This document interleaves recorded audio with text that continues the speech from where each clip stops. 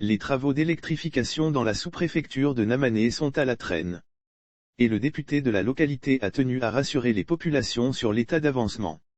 L'honorable Dibaïdodo Amédée, député de Ibogué-Namané, a expliqué dans un entretien avec le confrère de Le Nouveau Réveil, que les choses avancent contrairement à ce que les populations croient. Entamé depuis 2008, au temps où Laurent Gbagbo était aux affaires, le projet a été relancé en 2019. Et ce, grâce à l'œuvre de plusieurs autorités dont il fait partie. Depuis 2019, nous avons relancé le projet. Aujourd'hui, grâce au ministre et secrétaire général du gouvernement Aboudraman Cissé, à l'honorable Aminata Toungara, au ministre Alphonse Djedje et au député de Ibogué-Namané que je suis, les travaux de l'électrification des villages de Namané ont véritablement repris et se poursuivent normalement, a-t-il notifié. Au fait des travaux, l'honorable rassure d'un niveau très avancé de l'électrification de la sous-préfecture de Namané. Je suis moi-même régulièrement sur le terrain pour suivre les choses. Nous sommes à ce jour à 90% de réalisation des travaux. Nous ne sommes qu'à l'étape de la mise sous tension.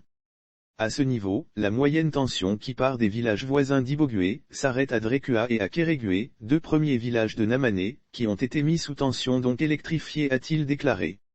Un lendemain éclairé. Même s'il n'y a que deux villages qui sont pour l'instant sous tension, le député d'Ibogué-Namané a annoncé que dans un très proche avenir, toute la localité connaîtra la joie de l'électrification. Les machines sont à Vavoua et reviendront incessamment à Namané pour terminer la mise sous tension de toutes les autres localités. Pour tous les autres villages partant de Namané, chef-lieu de sous-préfecture, jusqu'à Luéwan, il nous a fallu reprendre les études. Là où je vous parle, tout est bouclé.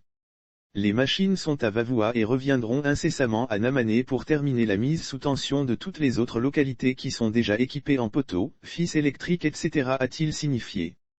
Lire aussi situation socio-politique d'Ibaïdodo Amédée, député PDCI, à propos du FPI, le président Bédié n'a pas pris parti pour un camp, toutefois, il a lancé un appel à la sérénité.